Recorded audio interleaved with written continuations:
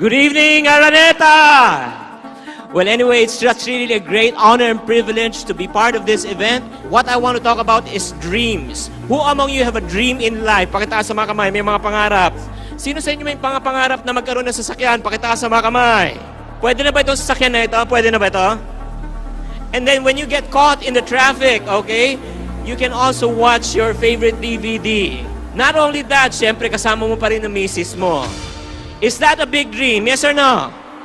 Unfortunately, most of us inside this room, we have big dreams, but we have small income. In reality, the right mindset or the right idea is to increase your what? Your income to reach your dreams. Is that right? Yes or no? But what do most people do? What people do is what? They decrease their what? Dream to fit into their income. If that is how you think, your car will exactly look like this. Okay? So your car will be cow-powered. It's not gas-powered, okay? You got to change. Everybody say change. The change must start from the inside, not start from the what? Outside. Because everything that happens on the outside must first happen in the inside. Everything that happens on the exterior must first happen in the interior. If you don't like the output of your life, you better change not the outside, you better change the input. Would you all agree? Yes or no? First things first that you need to change is what? Change your mindset. Allow me to share with you a simple formula. It's called what? Mindset plus action equivalent to what? Result. Everybody follow me. Negative mindset, negative action, negative what? Positive mindset, positive action, positive. Mindset is so powerful that it can affect the way you think, it can affect the way you feel, it can affect the way you make your decision, it can change the destiny of your life. To prove to you that mindset is so powerful, if you can still recall when we were still young, oftentimes our parents would tell us, anak, gusto ko mag-aral ka mabuti para paglaki mo maghanap ka ng magandang. May masama ba sa trabaho? Paano po kami pinalaki mga singkit? Okay? Anak, gusto ko ikaw aral mabuti, ikaw laki tayo, maganda negosyo. Tama mali? I have lots of Filipino friends. I'm 100% Chinese, but I consider myself 110% Filipino. Iniibig ko po ang Pilipinas. Ito po lupang aking sinilangan. Panatang makabayan. Well, anyway, sa palagay nyo, who would have a better opportunity to earn more money? The one who looked for a job or the one who started a business? But what was the major difference? Was it the school that we went to? Was it the books that we read? Was it the exams that we took? I do believe the major difference was how were we mindset when we were young. Would you agree? Yes or no? As a matter of fact, if you agree with me or not, who we are today is only a reflection on how we were raised when we were young. That's the reason why it's very, very important. If you want to stay positive, first things first, my request, stay away from negative people. May makilala ba kayong mga tao na parang nilikhalan talaga ni Lord na pampabigat po ng buhay natin? Yes or no? Grabe! Sa sobrang nega. How would you know if a person is negative? Paano malaman? May kakilala pa kayong tao na parating galit? Kakamusta mo? Kamusta ka na? Anong pakialam mo? Di kakain na tayo? Hindi, busog pa ako. Ang laki ng problema mo. Another sign of a person who's negative, they love to complain. Their favorite pastime is complaining. Parang yung padre na pamilya sa bahay pag uwi. Grabe ako na nagtatrabaho dito. Ako nagpapalamon sa inyo. Tapos isa lang putahe yung ginagawa nyo. Narinig ni Mrs. nasaktan. Kinabukasan, nagluto na 3 putahe. Pag uwi ni Mr., ang sabi ni Mr., bakit? May party ba dito? May party? Magluto ka ng isa, nagreklamo. Magluto ka 3, nagreklamo pa rin. Another sign of a negative person is what? They like to what? Hurt other people. Kung magsalita sila talagang walang pakundangan, you know people who love to hurt other people. Yes or no? We just need to understand this. Because hurting people hurt other what? People. And some people who live miserable lives, they also want to what? Make other people what? Feel miserable. Would you agree? Yes or no? That's the reason why may I request everybody to please raise up your right hand. Raise up your right hand. Tap the shoulder of the one on your left. Sabihin mo sa kanya, stay away from negative people.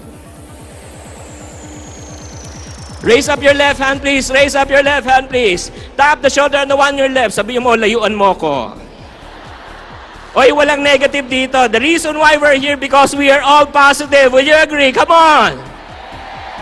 Everybody say, unfortunately. Most of the time, the negative people are people who surrounds us. who often what? Spend time with us. Admit it or not, the people who are closest in our lives are the people who can hurt us most. Would you agree? In order for you to fulfill your dream, surround yourself with what? Positive people. Surround yourself with people who can what? Encourage you, who can believe in you, who can what? Support you. Because if you always surround yourself with complainer, what will happen? You will become a complainer one day. If you also always surround yourself with people who are negative, you'll become negative one day. There's a great saying that says, birds of the same feathers what? No, actually, they become a feather duster. Believe me. You want your dreams to become a reality aside from choosing the right people that you want to surround with. Second thing is what? Stop reading what? And watching what? Bad news. Would you agree? Yes or no? Because bad news does affect us unconsciously. No offense meant. I'm part of a radio program also, but unfortunately, most of the news that has been broadcast over the radio, is it positive or negative? Ganon din sa news. That's the reason why you have to choose what you feed your mind. Admit it or not, what you feed your mind becomes stronger, and what you starve in your mind becomes what? Weaker. We are what we think. So instead of you what? So reading negative news, what do you need to do? You have to what? Read what? Positive news. You have to what? Attend what? Seminars just like this. Tonight, we will all with what? Be changed. We will be what? Encouraged. Are you all excited? Yes or no? Haven't you noticed?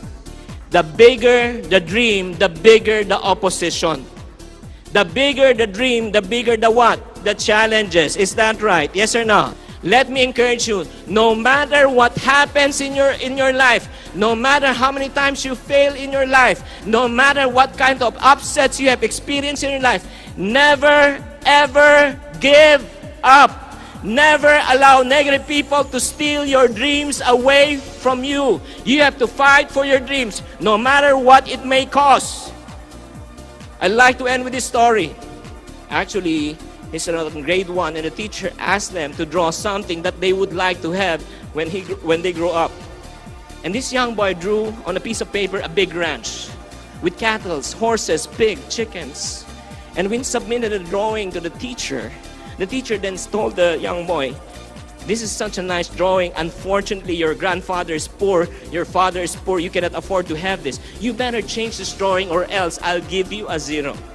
The young boy went home sad and talked to his dad. "Dad, this is what I want to have when I grow up, but unfortunately, we're poor. And the teacher said, we cannot afford this. If I don't change this, I'll fail. What do I need to do?" And the father talked back to the son and said, "Son, it's your dream. It's up to you."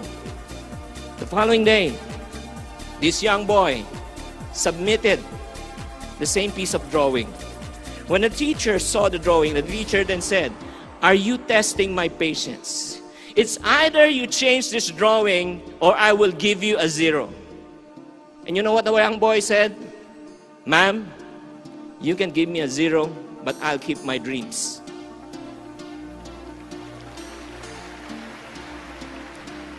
After 20 years, the teacher was still a teacher. They went on a field trip. They went on a bus ride. And then they went on a ranch. When they arrived at the ranch, she was the last one to alight the bus. When she alighted the bus, then suddenly there was a young good-looking man chasing after the teacher and said, "Teacher, teacher." And the teacher turned around and said, "Sino ka?" And the young man said, "Hindi po ako sinuka, tao po ako." "Ma'am, can't you remember me? I was that young boy. I was the boy who drove the ranch. This is my ranch. These are my cattle. These are my horses. These are the pigs." And then while he was narrating, then the teacher then suddenly remembered who this young boy or this young man was. And then unconsciously, tears start rolling down her cheeks and said, "Young man, I've been teaching for over 20 years. I've been stealing dreams and visions from young children just like you. It's a good thing you fought for yours." People of Araneta, young and old, all of us inside this room, the reason why we all are here because we have a dream to fulfill. Is that right? Yes or no? Allow me to encourage you, no matter what happens in your life, never allow people to steal your dreams away from you. You got to fight for it, and when you fight for it, you got to go for it. Thank you very much, and God bless you all.